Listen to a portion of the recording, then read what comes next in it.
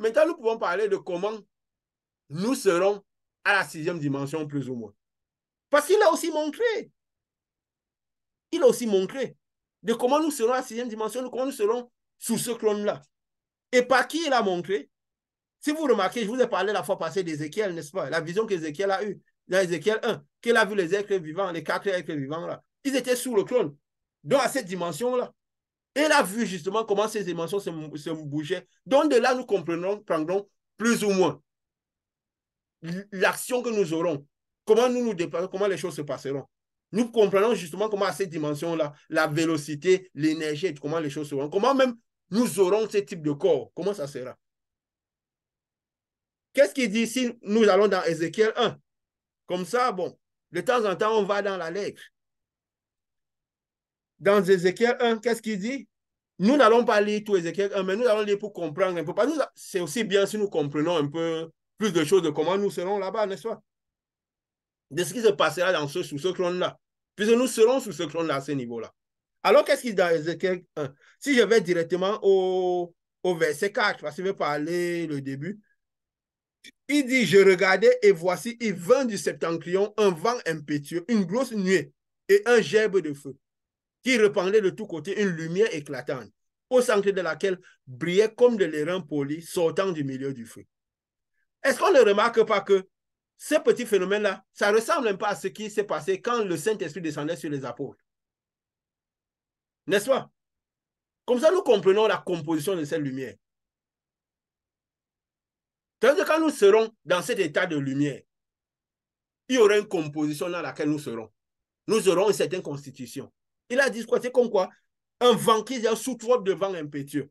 Une grosse nuée, une gerbe de feu. Donc, parce que c'est quoi? Nous avons cette lumière-là. Ce n'est pas juste de la simple lumière. Ce Saint-Esprit-là qui descend. C'est des choses, il y a quelque chose à l'intérieur. Et il dit, ça venait d'où? Du septentrion. Le septentrion veut dire un peu le nord. Nous avions vu aussi, quand nous parlions des races, un peu tout le nord. C'est toujours des représentations. C'est pour qu'on comprenne que ça vient du haut. Que c'est ce qui se passera là-bas en haut. Que le vent là vient du haut. Donc, on ira, c'est du septentrion. Parce que le bas, c'est le méridional. Donc, quand il parle du septentrion, c'est pour dire que c'est pour qu'on représente que ça vient du haut. C'est comme les prophètes. Parfois, peut-être qu'un truc arrive comme ça, là, mais eux, ils ne voient pas la composition, la même chose. Si les gens peut-être avaient vu Élie quand il est monté, mais Élie, lui, l'a vu dans cette lumière-là. Il a vu des chars de feu. Ce n'était pas juste une lumière comme ça. Comme les gens peut-être auraient vu un vent. C'était une personne qui avait vu peut-être que quand le Saint-Esprit descendait à la Pentecôte, ils auraient peut-être vu du vent. Mais les prophètes auraient vu dans ce vent du feu. Et voir que dans ce feu-là, il y a des choses dedans.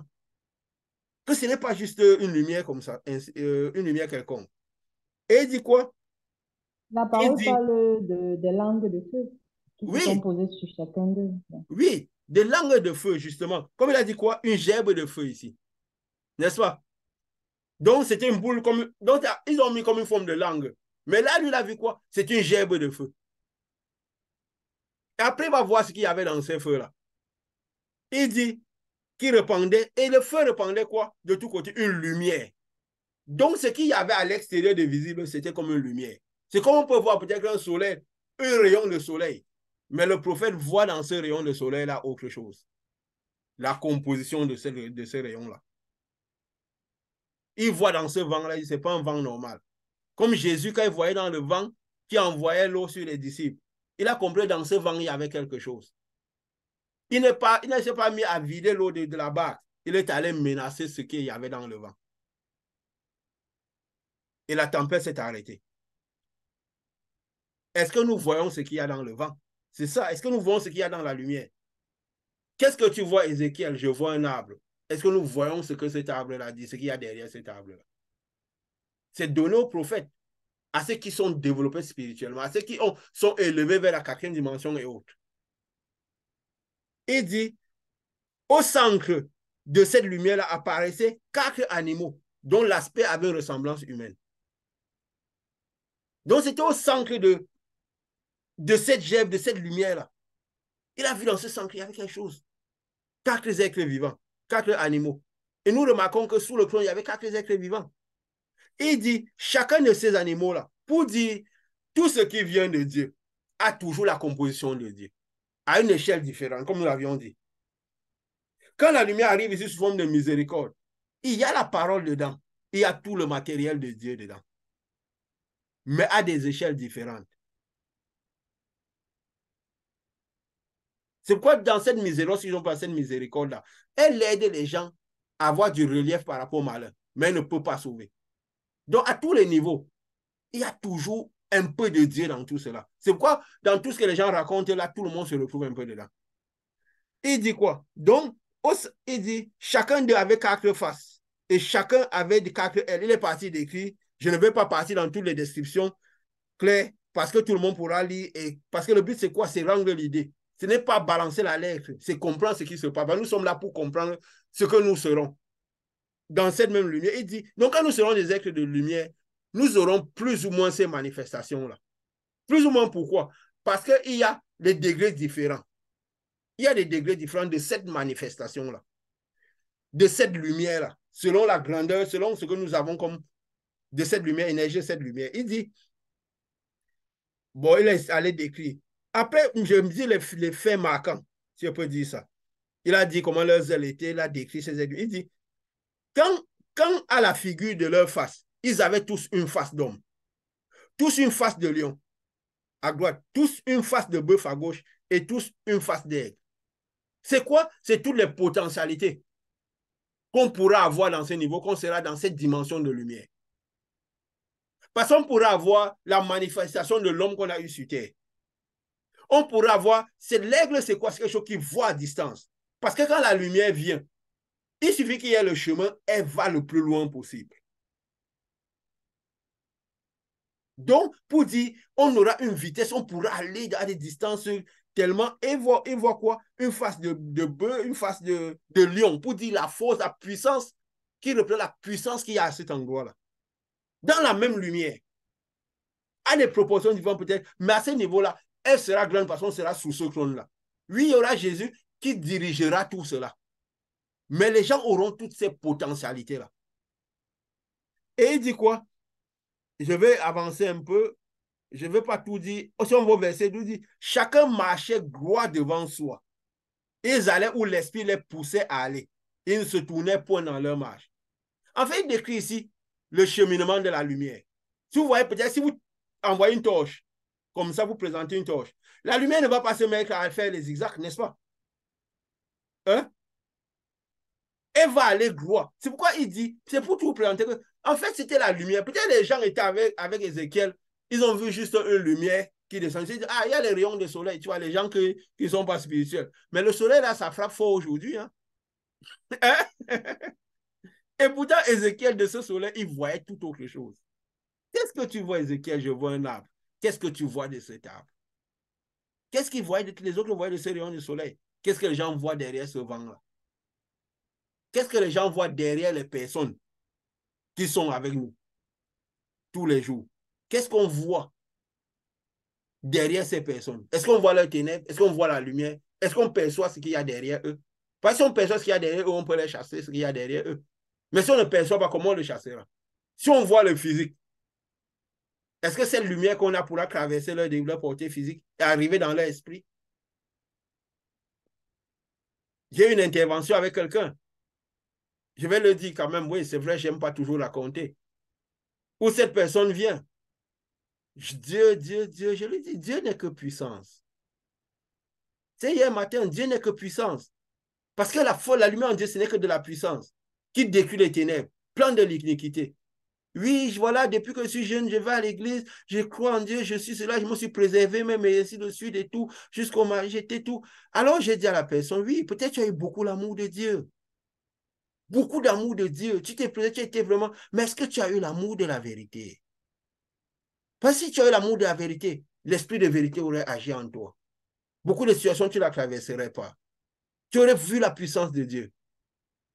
Et la personne me dit, oui, je ne suis pas sûr que j'ai vraiment toujours eu l'amour de la vérité. Mais je dis, est-ce que tu veux connaître ce que c'est que ce Dieu, cette puissance-là? Cette vérité-là? Il me dit, oui, j'ai vraiment désir et tout ça. Parce que tu as désir, qu'il en soit ainsi. Et que cette lumière-là rentre à l'intérieur de toi. Tout de suite.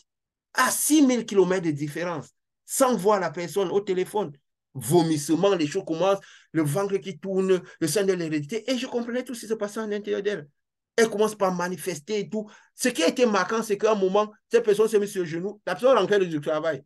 Donc rien n'était préparé. Je ne sais même pas, j'ai appelé la personne parce que j'appelais parce que je voulais parler d'autre chose. Et c'est même pas cette personne venue en 5 minutes, en 1 seconde dans ma tête, appelle cette personne parce que pour arriver là, il faut cette autre personne. Parce que j'avais quelque chose, mais c'est venu comme ça dans mon esprit, sans préparer. Alors, qu'est-ce qui se passe? La personne était à genoux en train de vomir. Après, la personne me dit qu'elle sent comme de la fumée. Il y a une fumée qui est en train de sortir de sa bouche. Hier matin, il y a une fumée qui est en train de sortir de sa bouche. Quand nous parlons de ténèbres, les gens croient que c'est des blagues. Quand parfois les gens crachent, on dit ça va avec les esprits. Quand les gens parfois sentent ils se mettent à bailler, ils se mettent à sortir des trucs. C'est les esprits qui parlent. Vous vous en rendez compte? C'est la fumée qui sortait de sa bouche. On n'avait pas fait un feu de bois dans son ventre. N'est-ce pas? Parce qu'après, c'est quoi? Mais qu'est-ce qui se passe? Elle dit qu'elle sent les vibres, son corps qui tourne, elle n'arrive pas à tenir. Elle dit que c'est parce qu'elle a arrêté. Pourquoi? Parce que la fumée épaisse sortait de sa bouche, elle n'arrivait plus à parler. Parce que j'aidais sa foi pour qu'elle garde l'esprit connecté dessus. Parfois, je lui parlais de ce qui se passait à l'intérieur d'elle. Pour qu'elle ne... Parce qu'il faut aider la foi des gens. Si c'est des gens qui sont spirituels, il y a un certain degré de spiritualité, tu envoies la lumière, alors elle travaille seule à l'intérieur. Tu n'as même pas besoin de parler à la personne. Mais des gens qui ne sont pas clos dans la foi, il faut les aider. Les aider, donc les faire participer à cela, quoi, pour qu'ils gardent l'esprit connecté. Pour qu'ils gardent l'esprit connecté. Alors, à un moment, elle n'arrivait plus à parler. Parce qu'elle demandait qu'elle n'arrivait pas à parler. Pourquoi elle dit qu'il y avait une épaisse fumée qui sortait de sa bouche? Elle n'arrivait plus à parler. Donc, pour vous dire comment, moi, je lui dis, 85% des gens qui sont dans les églises, en train de louer Dieu, qui croient qu'ils sont Dieu comme toi, la plupart sont dans ces genres d'état. Quand Jésus disait, éclate et reçoit pour qu'il y ait un que crêpe peu trouve. Nous avons dit dernièrement que nous avons construit la l'arche pendant 100 ans. Ils disaient aux gens, convertissez-vous, convertissez-vous. Il n'y a que 8 personnes qui sont entrées dans l'arche. Ne croyez pas que en dessous du trône, il y aura la foule. Quand on dit une foule nombreuse, ça peut être que 100 personnes, 144 000, ça peut être, c'est déjà nombreux par rapport à ce qu'il y a sur Terre. Imagine s'il y a beaucoup d'étoiles, les milliers d'étoiles qui représentent tout ce qui a été sur Terre, et que beaucoup vont tomber parce que les gens n'auront pas rejoint leur corps céleste, leur corps de lumière. Vous voyez, c'est des choses on se pose la question, c'est quoi ce monde? C'est quoi la foi? C'est quoi tout ça? Ça révolte grandement. On se rend compte que la plupart des gens sont dans cet état-là. Beaucoup parfois ont des rôles dans les églises. Hein. Beaucoup ont des postes, beaucoup de rôles et tout. Et c'est dans l'état où ils sont. Pourquoi? Parce que Jésus, dans son essence même de lumière, n'est pas en train d'agir. Parfois, on chasse peut-être les petits esprits. Ça, les yeux d'essence de lumière qui nettoient le corps n'est pas en train d'agir. Ça fait mal. Ça bouleverse. Quand après une expérience pareille, tu passes la journée, tu n'as même pas envie de mettre le nez dehors. Tu n'as envie de voir personne. Tu veux rester dans le désert. Parce que quand tu vois les gens, tu imagines que tout le monde, 80% des gens sont dans cet état-là. C'est pourquoi les prophètes restaient tout le temps au désert. C'est pourquoi Jean qui était dans la ville, tout le temps, il se révoltait contre tout jusqu'au point où il lui a coupé la tête. Il n'a pas su où s'arrêter. Parce que quand il voyait ce que Hérode faisait, il savait comment ce qui se traduisait dans le monde spirituel sous forme de ténèbres. Il n'a pas su où arrêter. Nous continuons. C'est pourquoi il dit l'aspect de ces animaux ressemblait. Donc nous parlons que c'est de la lumière. Donc c'est toujours de la lumière qu'il voyait. Mais il savait que dans cette lumière, il y avait des corps. De la même manière que les étoiles qui iront, il y a des corps, il y a de la matière. C'est des corps illuminés. Il y aura de la matière. Nous aurons de la matière. Nous aurons du corps céleste, comme Paul a dit. Mais nous serons comme des lumières. Et nous aurons toutes ces potentialités-là. La puissance, la force, la vision. Nous pourrons aller à des échelles. Notre échelle sera, nous irons à une échelle faculté exponentielle. Et il dit, chacun marchait devant soi et ils allaient où l'esprit les poussait à aller. Ils ne se tournaient point dans leur marche. L'aspect de ces animaux ressemblait à des charbons de feu ardent, c'était comme l'aspect des flambeaux. Et ce feu circulait entre les animaux. Il jetait une lumière éclatante, il en sortait des éclairs. Ça veut dire quoi? Il y avait toujours de la lumière, ce feu qui allait. Mais les animaux étaient à l'intérieur. Donc, il y avait de la matière à l'intérieur. Nous aurons de la matière, mais nous serons comme du feu qui circule. Quand il dit, et ces animaux couraient et revenaient comme la foudre. Ça montre quoi? La vélocité qui est à cet endroit-là. Nous avons parlé d'acide, non? N'est-ce pas? De la vitesse de cet endroit. Donc, il veut dire à cet endroit-là, nous nous déplaçons, nous aurons des potentialités extrêmes. Quand vous voyez dans certains films, ils font surtout dans les Marvel, ils dessinent des hommes qui vont à ces potentiels. En fait, c'est parce qu'ils imaginent l'homme du futur dans ces dimensions-là. Eux, ils espèrent que nous arrivons dans cette dimension étant sur Terre. C'est pourquoi ils présentent tous ces films, toutes ces choses-là. Et je confie, j'aime quand même bien voir ces genres de choses, quoi, ces genres de films. Je ne sais pas pourquoi, peut-être parce que j'ai toujours aimé les choses de l'esprit. Alors, ça, j'aime voir ça. Mais je ne comprenais pas vraiment ce qui se passait, ce qu'eux, ils sont en train de faire, quoi. Vas-y, Richard. Ouais, je voulais seulement dire que quand on parle de potentialité, pour l'aigle, pour ce qui est de l'aigle, il repère sa proie à 1 kilomètre et son champ de vision, c'est 240 degrés. Donc, on peut parler de potentialité seulement, ça veut dire que quand il repère sa proie, c'est à 1 kilomètre. Donc, si je veux comparer, c'est carrément 1000 mètres de distance qu'il repère avec évidence sa proie. Donc, on peut voir à quel niveau le champ de potentialité, on compare quand on cite l'aigle et quand on cite le bœuf, quand on cite le lion, c'est pour dire que c'est vraiment un niveau de potentialité très élevé. Donc, seulement pour donner quelques caractéristiques aux gens, pour leur dire, Oui. visualiser de quoi il s'agit. Et c'est précieux. Et nous imaginons, quand les gens, on imagine des jets privés qui vont vite aller à la vitesse de la lumière, ils ont créé justement, nous sommes à l'époque, comme nous l'avons dit, du cinquième, plus ou moins du cinquième saut, où il y avait la création de ces avions, de ces engins et tout ça là. Vous voyez que ça revient à ce qu'ils sont en train de faire. Ce n'est pas pour rien que c'est à ce niveau qu'on crée ces engins-là. Super rapides. La Concorde qui va à des vitesses extrêmes. Parce qu'en fait, il veut ramener tout ce qui, le plan que d'en haut là, il veut ramener ça ici. Que nous vivons ça ici. Et c'est pourquoi Dieu n'aime pas ça. Pourquoi? Parce que ce n'était pas le chemin de Jésus. Ce n'était pas le chemin par lequel Dieu avait voulu. Vous comprenez pourquoi même les avions et tout ça là. Vous voyez, quand nous entrons dans un jet privé qui va super rapide, on se dit qu'en 1 heure de temps, on peut quitter peut-être faire 6000 km de distance. Ce qui se fait normalement, là, même dans les avions qui sont rapides, en 5 heures. Vous voyez déjà le plaisir qu'on peut avoir de pouvoir faire ce genre de choses. De pouvoir être dans un endroit, pouvoir être dans la minute qui suit à un autre endroit. De pouvoir voir ce qui se passe de loin. Même seulement les Internet, les Facebook, tous ces gens que tu peux être à distance, tu vois les gens qui sont à des distances élevées. Donc là, c'est comme si la vision, regardez, nous sommes à des distances séparées là maintenant. Mais nous voyons à des milliers de kilomètres de différence. Ça fait partie toujours de ce qu'ils savent des potentialités qu'on aura là-bas. Mais eux, ils sont en train de ramener. Nous sommes à l'époque de la 5e dimension. Presque, nous sommes en train d'aller vers la 5e dimension. Donc, ils sont en train de ramener toute la 5e dimension à nous. N'appelez pas ça développement seulement. C'est que c'est un plan qu'ils veulent qu'on vive. Parce que le plan du malin, c'est qu'on cale ici. Ils voulaient qu'on vive ici et faire tout ça là ici. Vous voyez que tout s'allie, non? Tout s'agence, tout concorde. Donc, c'est pourquoi vous voyez tous ces engins, toutes ces choses-là. C'est en fait, on est à l'époque de cela. Parce qu'ils sont en train de vouloir nous faire vivre la 5e dimension. Et qu'est-ce qui se passe? Et c'est pourquoi même les êtres humains, parfois, qui n'aiment pas que la science, perçoivent que c'est quand même dangereux de procéder comme ça, d'aller à une telle vitesse, d'amener ces choses à telle vitesse. Est-ce que l'être humain, le corps humain est préparé à toute cette vitesse-là, à toute cette vélocité, à toute cette sagesse-là, à toute cette intelligence-là, à toute cette science-là? Parce que le corps humain n'a pas été fait pour tenir tout cela. C'est pourquoi ils perçoivent que c'est quand même un danger pour l'humanité, pour l'être humain, le corps humain, pour la nature physique. N'est-ce pas? Il y a certains qui perçoivent que c'est quand même un danger dans le sens où on est en train d'aller là. Parce que ça n'avait pas été prévu qu'on y arrive étant dans ce corps physique. C'était le chemin de Jésus. Le processus qui était pris, c'est celui de passer par le chemin, le coup que Jésus a créé. Et il dit ici, à leur aspect, à leur structure, ces roues semblaient être en chrysolite. Hein? Parce qu'il a dit qu'il y avait comme des roues en dessous, quoi.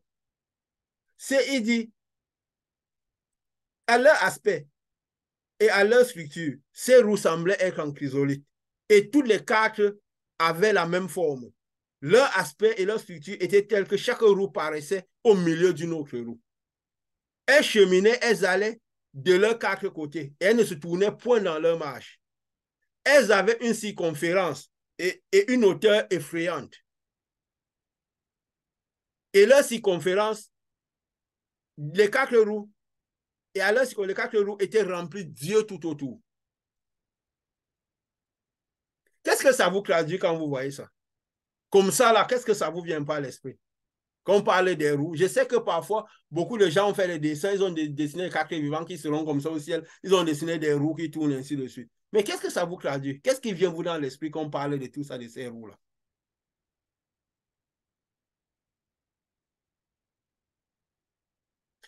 Il faut se dire que Ézéchiel, toujours, c'est quelqu'un qui voit les choses dans son époque. Dieu, c'est un Dieu des temps. Il faut toujours analyser les choses que Dieu, les messages que Dieu envoie dans les époques et dans les circonstances dans lesquelles ça arrive. C'est quoi parfois nous disons souvent, parfois quand nous sommes dans nos interactions, dans le spirituel, nos interactions spirituelles, après le soir, nous commençons par avoir certains types de songes. Nous savons que c'est lié à ce que nous avons fait dans l'esprit. Nous n'allons pas dire que c'est des rêves qu'on a l'habitude d'écrire qui arrivent. Quand peut-être que nous travaillons sur les esprits, nous voyons les gens se comportent d'une certaine manière. Nous comprenons que c'est par rapport à tout ce qui se passe dans l'esprit que le physique réagit.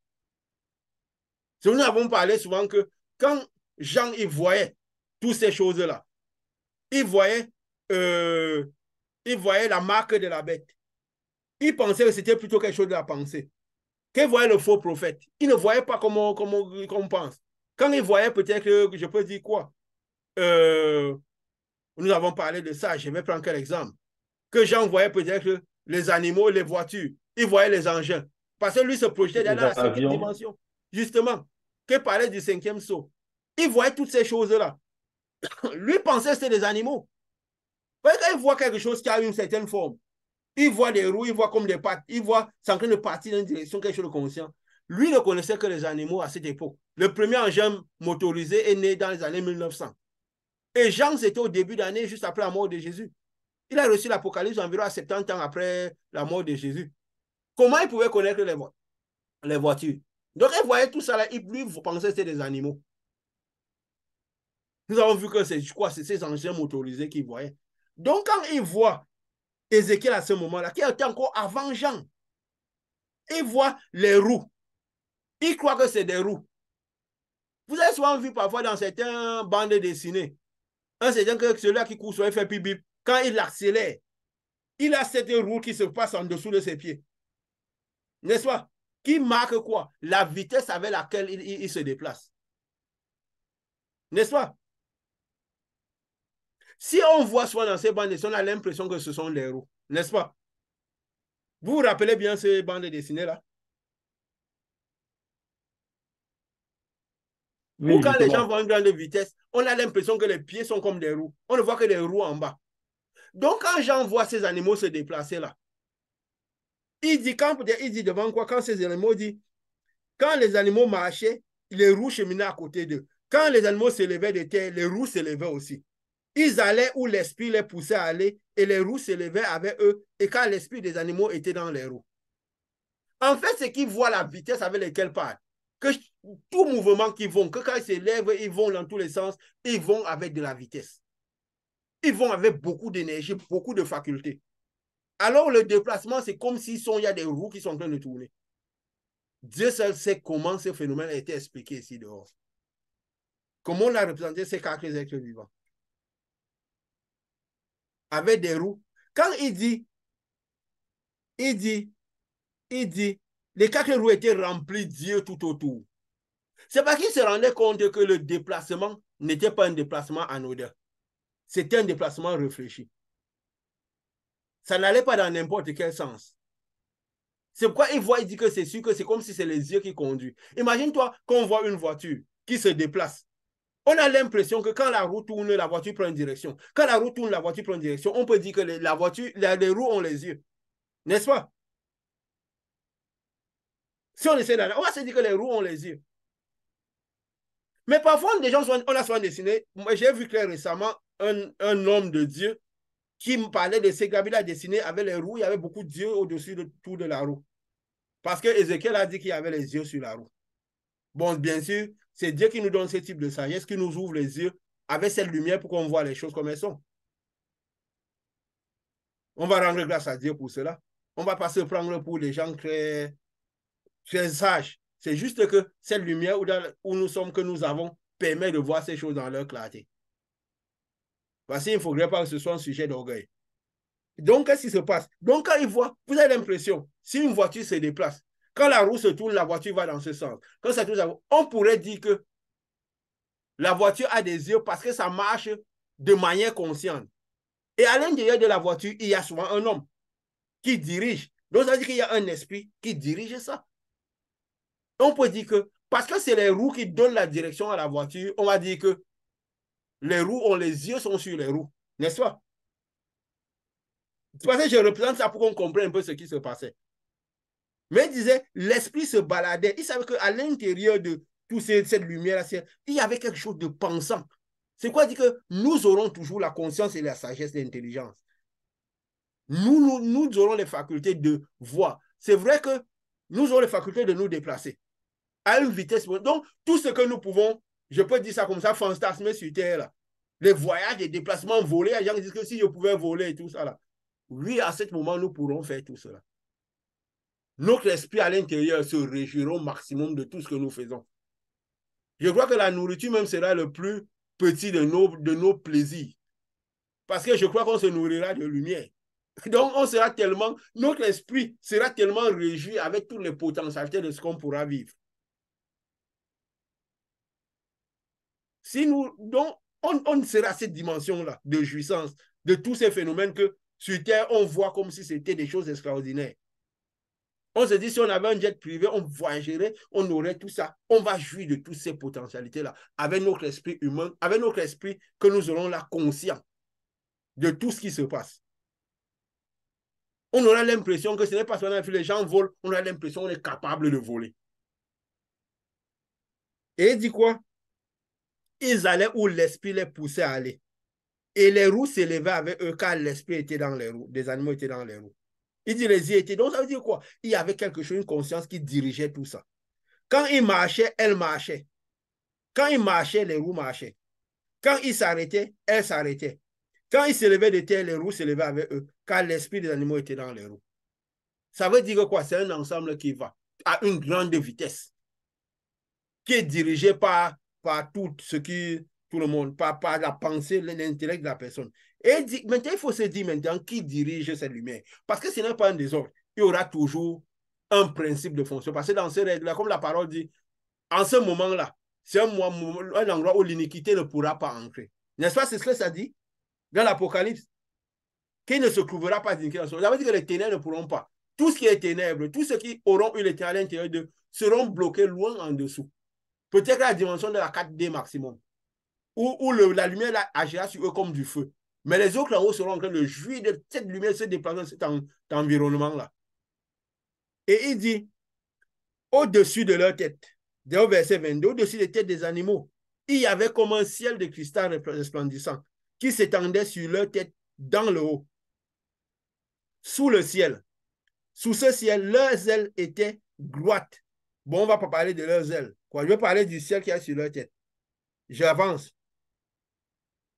Du bruit, j'entendis le bruit de leurs ailes. Quand ils marchaient, pareil au bruit des grosses eaux ou à la voix du Tout-Puissant, qui était un bruit tumultueux, comme celui d'une armée. Quand ils s'arrêtaient, ils laissaient leurs ailes tomber. C'est pour dire que quoi? Il y avait quelque chose qui les inspirait.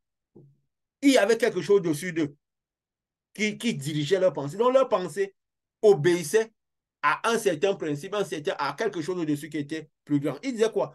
Au-dessus du ciel qui était sur leur tête, il y avait quelque chose de semblable à une pierre de saphir en forme de crâne. Et sur cette forme de crâne apparaissait comme une figure d'homme placée au-dessus d'eux. Ça veut dire qu'au-dessus de la tête de tout le monde, il y aura, avec toutes ces facultés-là, il y aura Jésus qui dirigera toutes les pensées. Donc, c'est la lumière de Jésus, les potentiels de Jésus qui viendront, qui passeront en tout le monde. À ce moment-là. C'est quoi nous avons vu? On disait Jésus était sur un cheval blanc. Jean avait vu, il avait décrit comme un cheval. Donc, sur un cheval blanc, et on était rattaché à Jésus, on partait. Jésus avait sa manifestation parce qu'il était le plus puissant au-dessus de tout le monde. Et tous les chevaux étaient rattachés à Jésus et se déplaçaient selon la direction de Jésus. Et comme Pascal avait aussi parlé la fois passée, il parlait de ce système de filiation. Donc, ce sera tous un peu comme en Jésus. Les distances par rapport seront dépendant de la quantité de lumière qu'on aura eu, des facultés, de la quantité de lumière qu'on aura eu ici. Mais tout le monde aura des grandes facultés. Mais alors, selon la distance qu'on a, on aura un peu plus, peut-être une vitesse un peu plus grande que d'autres, un petit truc plus grand et tout, un peu. Donc, ça sera selon la distance qu'on sera tous à Jésus. Mais tous auront sur la tête Jésus. Et il dit quoi? Au-dessus du ciel qui était sur leur tête, il y avait quelque chose de semblable à une pierre de saphir, en forme de clone. Et sur cette forme de clone apparaissait comme une figure d'homme placée au-dessus en haut. Je vis encore comme de l'airain poli, comme du feu au-dedans duquel cet homme était cet homme, et qui rayonnait tout autour, depuis la forme de ses reins jusqu'en haut. Et depuis la forme de ses reins jusqu'en bas, je vis comme du feu et comme une lumière éclatante dont il était environné. Vous voyez, ça représente un peu l'aspect de Jésus quand il s'est présenté à Jean, n'est-ce pas? Pour dire, je suis le Tout-Puissant. Plus ou moins, on a cet aspect-là. C'est pour qu'on reconnaisse bien qui sera le directeur au-dessus de tout le monde. Jésus. Parce que la lumière de Dieu, Dieu qui ne sera plus représenté, mais vous voyez bien qu'il est représenté. Mais Dieu que la lumière de Dieu ne sera plus représentée, qu'est-ce qui se passe? Sa lumière passera, toute la lumière passera par Jésus et passera à l'intérieur de nous. C'est pourquoi si Jean avait vu que dans l'Apocalypse que on n'avait plus que la lumière, que c'est la lumière de Dieu qui éclairait tout le monde. Parce que comme nous avons vu avec la vie d'Abraham, Dieu n'avait plus de physicité. C'est le seul qui est le tout-puissant à l'extrême. Pourquoi? Parce que moins tu enlèves la physicité, même les corps célestes, lui n'en aura pas. Parce qu'il sera puissant à l'extrême. Et cette lumière de sa puissance-là va passer par Jésus et descendre sur tout le reste. Donc, et le Dieu dit quoi? Tel l'aspect de l'arc qui était dans la nuit, un jour de pluie, ainsi était l'aspect de cette lumière éclatante qui l'entourait. Donc, autour de lui, il y avait cette lumière éclatante qui l'entourait comme un arc. Donc, c'est pourquoi là où Jean parlait du tabernacle, comme un tabernacle. Tu vois, on revient dessus. Il dit, tel l'aspect de l'arc qui était dans la nuée en un jour de pluie. Donc, comme vous voyez, quand il y a souvent cet arc-en-ciel-là, ainsi était l'aspect de cette lumière éclatante qui l'entourait. Donc, il y avait cette lumière de Dieu qui l'entourait éclatante. C'était une image de la gloire de l'Éternel. Là, c'était alors Dieu. Donc, c'était ça, la gloire de Dieu, toutes ces lumières qui l'entouraient. À cette vue, Ézéchiel tombait sur ma face. Ézéchiel dit, à cette vue, je tombais sur ma face et j'ai entendu la voix de quelqu'un qui parlait. Donc, vous voyez que la structure, on se retrouve presque à ce que Jean a vu à la dernière, vers la fin de l'Apocalypse. Comment la lumière de Dieu, on sera dans ce tabernacle-là. Cette lumière de Dieu qui nous gardait là. Quand il dit, je vis un ciel nouveau, nouvelle terre, c'est parce qu'il y a la terre qui va sortir des corps, on aura ce corps céleste et tout. Donc, on sera comme dans cette ville-là, dans cet endroit-là. Ça sera comme une ville où on se baladera dans la Jérusalem céleste.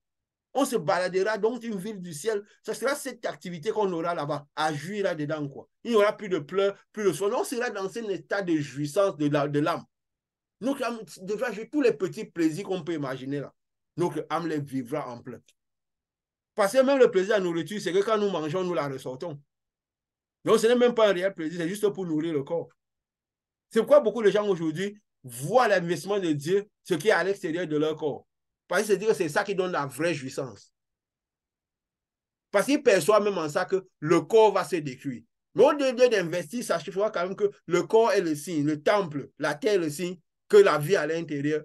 Le baromètre qui montre que la vie à l'intérieur.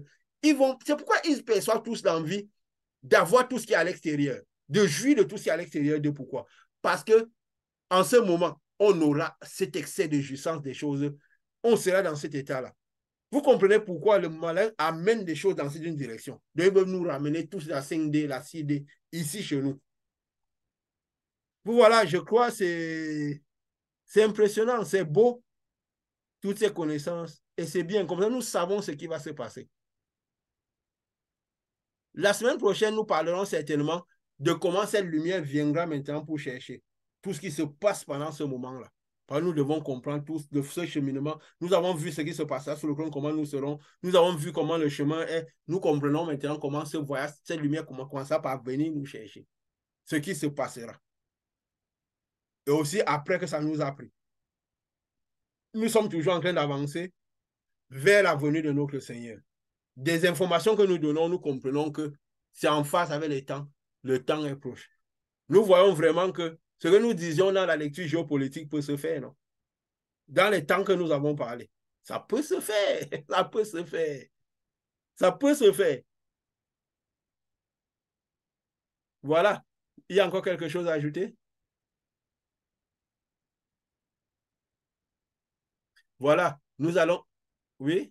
Bon, je disais seulement que le malin, comme il est toujours en train de construire les choses, je rappelais seulement la vitesse de l'avion qu'ils ont construit, l'un des plus rapides, qui va à plus de 660 mètres par seconde, le Concorde qui avait finalement craché et qui avait été retiré de la circulation. Donc, vous dites, le malin est toujours en train de vouloir aller au maximum avec un certain nombre de choses. Donc, je voulais seulement Oui. partager cette statistique. Pour nous ramener justement tout ce qui se passera là-bas à la CNE, parce que son but, c'était quoi? Nous bloquer ici et ramener toutes ces choses à nous et être Dieu sur la vie des hommes. Parce que même tous ces scientifiques qui font ces recherches-là, ils n'ont pas le Saint-Esprit. Ils n'ont pas cette boule de phare de l'intérieur. Ils cherchent tout cela par l'extérieur. Nous avons eu toutes ces informations par l'Esprit de Dieu qui est à l'intérieur de nous. Je peux dire, toutes ces connaissances avant ce voyage-ci, nous n'avons jamais connu. Même déjà, je peux dire quoi? La semaine surpassée, est-ce que nous avions ce type d'informations? Est-ce que les informations, là, cette vision, aujourd'hui, nous les avions il y a une semaine? Donc, Dieu est en train de nous, en fait, qu'est-ce qui se passe? C'est pourquoi, plus on avance, plus on a notre lumière devient grande. Donc, nous sommes un peu en train de faire ce voyage avec l'esprit. Nous, les gens ici, nous sommes en train de faire ce voyage. Avant qu'ils viennent nous chercher maintenant avec le corps, nous sommes en train de faire ce voyage. C'est pourquoi vous voyez 7 degrés d'opération. C'est une antichambre de ce qui se passera à ce niveau-là. Donc, digérons cela. Comme nous disons toujours, la connaissance amène la puissance. L'équivalence de connaissance donne l'équivalence de puissance et de jouissance. Donc, désirons avoir cette lumière comme c'est notre seule raison de vivre. Et que ceux qui écoutent essaient de s'allier à ce type de connaissances pour en jouir. Parce que de ce type de connaissances, de cette parole qui sort de cette entrée, va avec de la lumière. Et ils peuvent se connecter à cette parole-là et recevoir de cette lumière. Et recevoir cette lumière qui nettoie les ténèbres. Et qui ramène cette boule de feu à l'intérieur d'eux, afin qu'eux aussi, ils puissent faire part de ce voyage. Et tous sont conviés, que ce soit les scientifiques, que ce soit tous les chrétiens, tout ça. Ils ont compris qu'ils peuvent trouver ce qu'était la vérité. Passer par ce chemin qu'était Jésus. Suivre et avoir accès à cette vie dont Jésus parlait. Donc, que cela soit le partage du grand nombre. Au nom de Jésus. Richard? Oui, je voulais seulement ajouter l'histoire que Jésus avait racontée de l'homme qui avait son champ et qui a amené les gens, des ouvriers le matin et jusqu'à la dernière minute, certains ouvriers sont venus et ils ont eu la même récompense que les premiers ouvriers. Comme vous dites aux gens, Jésus ne se souvient pas du passé, il ne se souvient pas de l'état qu'on était. Avant, nous étions à l'origine des guerres, avant, nous étions à l'origine de n'importe quoi. Jésus se souvient de ce que vous voulez à partir de là où vous êtes. Et il vous donne la récompense qu'il aura donnée à tous ceux qui ont passé la vie dans la lumière. Donc, que les gens ne se jugent pas, que les gens ne se mettent pas dans une position de faiblesse et se disent, tout ce que j'ai fait, papa est fini, il n'y a pas rien, il n'y a plus rien à faire. Jésus ne se souvient pas de ça. Jésus se souvient de la volonté que vous avez à vouloir vous mettre dans la vérité. Et je vais ajouter aux gens pour dire, même si les gens font des erreurs, parce que vous êtes dans la main du diable, il y a une grande partie des influences que vous avez qui étaient une influence du diable parce que vous étiez complètement sous son contrôle. Donc, ne vous jugez pas vous-même, ne vous condamnez pas vous-même, parce qu'il y a beaucoup de portes, il y a toujours de la place pour Jésus. Revenez et ayez l'amour de la vérité. Ouvrez les yeux vers le monde merveilleux que nous décrivons ici. Et Jésus a les mains ouvertes pour accueillir tout le monde. C'est ce que je voulais et le symbole, quand tu parlais quand tu interpellais. Non, merci beaucoup parce que c'est très précieux. Et le symbole de cela, c'est quand Jésus s'est retrouvé à la croix avec quelqu'un, il a dit, ce soir même, tu seras avec moi dans le royaume des cieux. Voilà, c'est le symbole de tout ce que tu as dit. Donc, de ces précieuses paroles que vous avez données, que nous avons données, et surtout de cette précieuse parole par laquelle tu as terminé. Et nous espérons que la plupart des gens iront dans ce sens et comprendront. Au nom de Jésus. Amen.